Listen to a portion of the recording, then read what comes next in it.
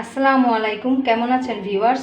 আজ আমি একটি সুন্দর রেসিপি নিয়ে হাজির হয়েছি। এই রেসিপিটির নাম হলো দই ইলিশ। খুবই মজার, গরম ভাতের সাথে খেতে এই দই ইলিশ খুবই মজা লাগে। আপনারা আমার এই রেসিপিটি ফলো করে বাসায় ট্রাই করে খাবেন। চলুন দেখাই কি কি উপকরণ দিয়ে আমি এই মজাদার দই ইলিশটি তৈরি করেছি। আমি দই ইলিশ রান্না করতে কিছু পোস্তদানা এবং সরষে আমি ভিজিয়ে রাখবো পানিতে। কিছু পোস্তদানা ঢাললাম আর কালো সরষে 2 চামচ, সাদা সরষে 2 চামচ। এখন আমি একটু পানি দিয়ে 20 মিনিটের মতো ভিজিয়ে রাখবো। আমি দই ইলিশ রান্না করতে আমি ডিম সহ 5 পিস ইলিশ মাছের টুকরো নিয়েছি। এখন আমি কিছু হলুদ দিয়ে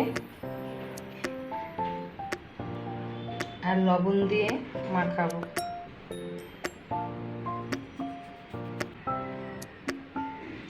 হলুদ আর লবণ দিয়ে সুন্দর করে মাখাবেন। আমার হলুদ আর লবণ দিয়ে মাখানো শেষ। এখন আমি একটু সরিষার তেল দিয়ে দেব। ভালো করে সরিষার তেল দিয়ে মাখাবেন।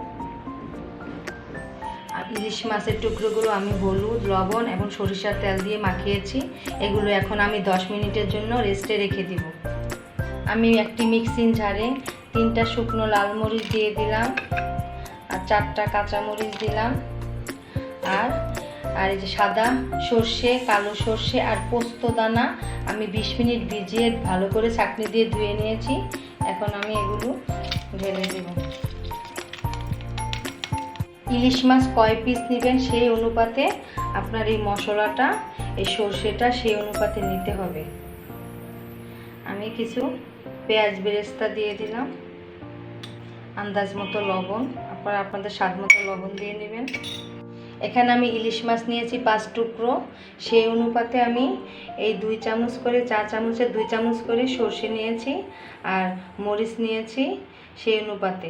বেশি মরিচ নেওয়া যাবে না, তাহলে ঝাল হয়ে যাবে। মাছের পরিমাণ অনুযায়ী বেশি মাছ নিলে আপনারা বেশি মরিচ নেবেন। এখন আমি একটু পানি দিলাম। এখন ব্লেন্ডারে ঢাকনা দিয়ে আমি এই মশলাগুলো ব্লেন্ড করে নেব। আমি দই ইলিশ রান্না করতে 1 মগ, একটি মিক্সিং বাটিতে 1 মগ দই ঢেলে দিলাম। দইটা ভালো করে হ্যান্ড উইচ দিয়ে সুন্দর করে ভালো মতো নাড়তে হবে, একদম ভালো করে নাড়তে হবে। এই দইয়ের ব্যালেন্সটা ঠিক রাখতে, কারণ যেহেতু টক দই, আমি এই যে 1 চামচ চিনি দিয়ে দিলাম। ভালো করে হ্যান্ড উইচ দিয়ে নাড়বেন। সরষে আর পোস্তদানাগুলো ব্লেন্ড হয়ে গেছে। এখন আমি এই টক দইয়ের সাথে এই মশলাগুলো ঢেলে দিব। মশলা এই টক দইয়ের সাথে ঢেলে দিব। এখন একটি হ্যান্ড উইচ দিয়ে ভালো করে দইয়ের সাথে এই সর্ষেগুলো ভালো করে মেশাবেন। এখন আমি এখানে কিছু পানি ঢেলে দিচ্ছি। এগুলো ঢেলে দিচ্ছি। আমি টক দই সর্ষে যে মিক্স করেছি এগুলোর সাথে আমি এই ইলিশ মাছগুলো ভিজিয়ে রাখবো। এই 20 মিনিটের মতো ভিজিয়ে রাখবো। ভালো করে এভাবে মাখাবেন এই টক দই আর সর্ষের সাথে। আমি দই এবং এই সর্ষের মিশ্রণের সাথে 20 মিনিট ইলিশ মাছগুলো ভিজিয়ে রাখবো। চুলায় একটি কড়াই বসিয়ে দিলাম। কড়াইতে কিছু সরিষার তেল দিয়ে দিলাম। আমি দইয়ের সাথে যে ইলিশ মাছগুলো ভিজিয়ে রেখেছি সেগুলো আমি ঢেলে দিব।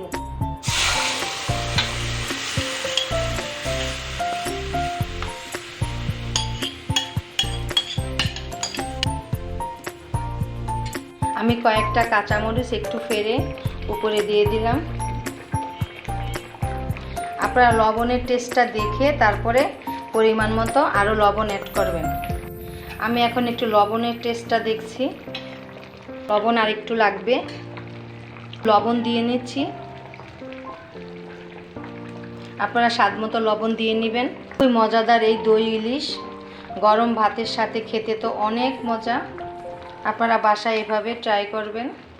যেহেতু টক দই দিয়েছি সাথে, আমি আরেক চামচ চিনি দিয়ে দিলাম, তাহলে টেস্টটা ভালো লাগবে এই দই ইলিশের। সুন্দর একটি কালার এসেছে দেখেন। আমি এখন একটি ঢাকনা দিয়ে ঢেকে দিচ্ছি। এই 10-12 মিনিটের মতন আমি কষাবো। দেখি তো ঢাকনা সরিয়ে। হ্যাঁ, আমার দই ইলিশটা হয়ে গেছে। এখন আমি স্বাদের জন্য কিছু পেঁয়াজ বেরেস্তা আমি উপরে দিয়ে দিব।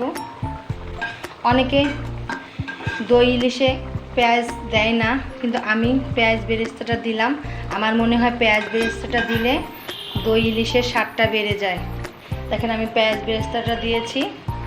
এখন দই ইলিশটা খেতে গরম ভাতের সাথে খুবই ভালো লাগবে। আপনারা ইচ্ছা করলে পেঁয়াজ বেরেস্তা না দিতে পারেন। দেখেন আমার মজাদার দই ইলিশ হয়ে গেছে। এখন আমি একটি মিক্সিং প্লেটে ঢেলে দেখাচ্ছি। আমি একটি মিক্সিং প্লেটে পরিবেশন করেছি এই দই ইলিশ। দেখেন দেখতে কি সুন্দর হয়েছে, খেতে অনেক লোভনীয়। গরম ভাতের সাথে আপনারা খাবেন, অথবা পোলাও দিয়েও খেতে পারেন। এই দই ইলিশ রেসিপি যদি আপনাদের কাছে ভালো লাগে, আমাকে লাইক, কমেন্ট, শেয়ার, পাশে থাকা বেল আইকনটি টিপ দিবেন। আজ আসি, আবার হাজির হব আপনাদের মাঝে অন্য আরেকটি রেসিপি নিয়ে। খোদা হাফেজ।